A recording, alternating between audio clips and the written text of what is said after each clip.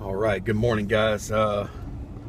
Lonnie here, and first of all, I've got my phone kind of rigged up, so I don't think it's going to be very stable. My little mount, if you had noticed, I haven't used it lately to shoot from the car, but my little mount broke. It's kind of crappy, so I think I'm going to spend a little more money. Oh, there goes that thing. It's not very good. I'm going to spend a little more money and get a little more high quality one. It's not going to fall apart like the other one did. I was supposed to go walking this morning, and it was like 42, 43 degrees, and I've still got a little congestion, so wasn't expecting the temperature to drop like that. I know you guys up in the Northeast, you're going through like blizzards and stuff right now, so I don't mean to make small of that, but it's cold here too, and I just don't want to get sick again, because that was a pain in the butt not being able to talk for that long, or being able to talk well. So I'm going to I'm headed right now to Fedex. I got 2 packages to drop off behind me, and then I've also got to go to the box store. I've got to get a box to pack a little larger Sony stereo. I don't stock those kind of boxes typically, just because they take up a lot of room, and I don't ship a ton of that stuff, so I like to buy the exact box I need whenever I need it. So then I need to buy some styrofoam peanuts, and then of course I'll make my swing by 2 Goodwills on the way back. Hopefully I'll find something really cool to show you guys, hopefully. My sales were not so great this past weekend, but I recovered in a pretty big way in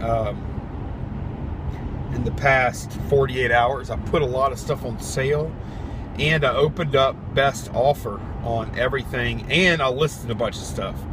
So between those 3 things, it seemed to have really kick-started sales. So one thing that I've been thinking about is I get a lot of questions, and I get a lot of people that seem to like what I'm doing, and that's great, and I'm happy about that. But it also seems like some people are looking for a lot of direction, and that, to me, that's a little problematic, because I'll tell you the way that I consume YouTube content, because I do. I watch a lot of other creators, but I don't try and emulate any of them, because you have to find your own way in this business. Now what I do try and do is I'll watch a video or a stream, and I'll hear a little nugget of wisdom, and it'll plant a seed, and it'll be something that I try. You know, maybe I'll get a product or a little idea, or, you know, maybe some way they take photographs, or, you know, I'm picking up like little bits and pieces from all over the place. And even a creator that puts out like you know, 70% garbage, just about everybody has some nugget of wisdom or some piece of good advice that you can pick up. And one thing I'll caution everyone, and you guys know this, if you're in this business, you're a self-starter, you're probably good at doing your due diligence. But the one thing to always remember about anybody on YouTube, any YouTube creator, especially those guys in the reselling community, is just remember, what is the barrier of entry to creating a YouTube video? It's pretty low. Like, all you really need to create a YouTube video, you don't need a license. You don't need to prove you're an established and successful reseller with a lot of knowledge. You don't need any of that stuff. All you need to create YouTube videos about reselling is a cell phone, and that's it. So keep that in mind, guys. Just because somebody's saying something doesn't mean it's true. You should always do your own research. If I tell you something's worth X amount of dollars, don't believe me. Look it up for yourself before you make some financial obligation to the same kind of item. If you hear me saying something works for me, well, it may not work for you. You may not be experienced in that field. You may not be able to source the same kind of stuff I can. You have to do your own research. You have to do your own due diligence. I don't think there's that many people that are out there trying to hurt anybody, but I do see a ton of misinformation. And to be honest, I probably spread a little, not because I meant to, just because I was ignorant. And I was so ignorant, I didn't even know I was ignorant. So, I think it's always important to take everything with a grain of salt. I'm always skeptical of anything, even people I like and trust. I'm still skeptical of everything that I hear, especially if it doesn't make sense or it sounds too good to be true. So I always verify any kind of information that I get. Pretty much.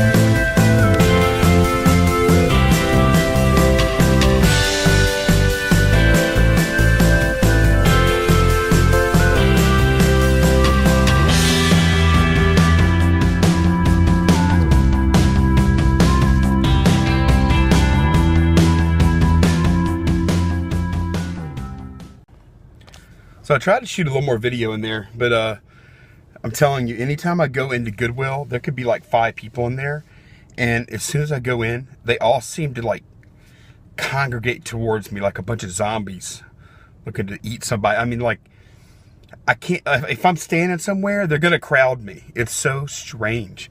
But anyway, guys, I looked around a little bit, flipped through the t-shirts, looked at the electronics, looked around, nothing. So let me go to the box store.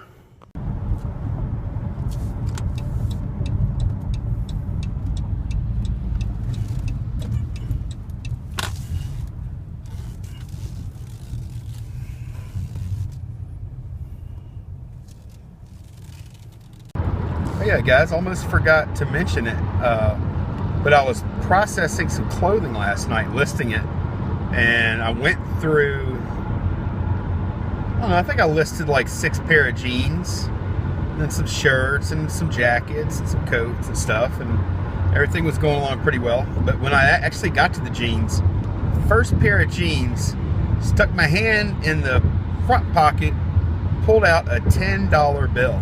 Which is really cool, because I paid like $1 for the pair of jeans. So I hope that happens a lot. Like, I guess that would happen obviously with jeans more than any other product type, unless you're talking about like a backpack maybe, or a purse or something. And I know anytime I've ever dealt with like camera bags or any other kind of cases, it's pretty often that I find something unexpected in the pocket. So how often, if you guys are experienced clothing sellers, how often do you find money or other valuable items in the pockets? Is it like 1 out of 10, 1 out of 100, 1 out of 1,000? Was me finding a $10 bill in one of my first pair of jeans, is that pretty rare? Or or what? I mean, I thought that was pretty cool. It also kind of made me wonder, like, if people go into thrift stores and just check pockets. I'll bet they do. Because I remember back when there used to be payphones, there used to be like a certain element of society that couldn't pass by a payphone without sticking their fingers in the coin return slot to see if there was any change in there. Because quite often there was. Somebody try to make a phone call, the call wouldn't go through, they'd hang up, and the phone would give their money back. And people would go around checking like candy machines or phones or whatever, looking for a little bit of change. So I'll bet there's that same crew going through the thrift stores. I'll bet it's way more rare to find money in a pocket of a money in the pocket of a thrift store pair of jeans than it is a garage sale pair of jeans. They've probably been picked over at least once by the time you get to them. So, free money, guys. Gotta love it. Okay, I also want to give y'all an update on that little red Motorola radio. When I showed it to my wife, she absolutely loved the radio. And the deal is, but she felt bad just making me keep it, because she actually went with me and she did find a nice Coach purse for $10, which was pretty cool. So she was happy with that, but she felt bad about making me keep something instead of sell it. So she said, look, you could sell the Motorola radio, but you can't sell it for less than 100. And she didn't want the money. She just wanted to make sure that if we did get rid of it, that I got a nice profit out of it, which I was agreeable with that. I mean, honestly, I like the radio even more than she does. I just hate keeping stuff. So right now I have it up on eBay, and I priced it at $199 or best offer, and I'll probably, take an offer of over 100. And honestly, the radio is worth, strictly, if we were strictly looking at value and not a I don't want to sell it kind of price like I have on it. Oops, sorry guys, got to back up. Got a lady walking in front of me, about to hit cars. What am I doing? Oh no. Okay. So yeah, I'm selling the radio. I'm trying to, well, I'm not really trying, I'm trying not to sell the radio, I guess. The fair market value on that radio is probably about $70, maybe a little more because of the color. The only way it's going to sell is if somebody with a lot of money wants that particular radio in that particular color and doesn't really mind spending the money on it, because otherwise they're not going to get it. And there's not another radio of that same model. I don't even see one of that same model, the 57A, on eBay right now, let alone that color. So if somebody really needs it, really wants it to complete their collection or to add to their collection, they're going to have to get it from me, and they're going to have to pay my price. So, and they're going to have to pay my I don't want to sell it price, or my wife doesn't want me to sell it price. Let me get in this Goodwill. Denham Springs Goodwill. So what did I get in this Goodwill? All I found was this Wii Sports Resort, and I paid, that's a lot, I paid $3.99. I wouldn't normally pay that like at a garage sale or something like that. I'm gonna get a better price, but it is what it is, and I can make $10 on it. So I was here, it was there. It's gonna take me a couple of minutes to list it and pack it, and it'll sell quick. So I bought it. Now I am off to home. I'm gonna probably catch the Nick and Zahir show, and I'll see you in a little bit. All right guys, I'm back home. Actually, it's pretty late. It's like almost 8 o'clock. About to watch Ronnie Hart's show. But this Wii Sports Resort actually sold, and I'm curious to know what y'all think. I paid $4. I got like right at 13, so probably gonna end up netting like $8 profit. And the good thing is you just kind of slide it down on one of these mailers and put a label on it. It's gone.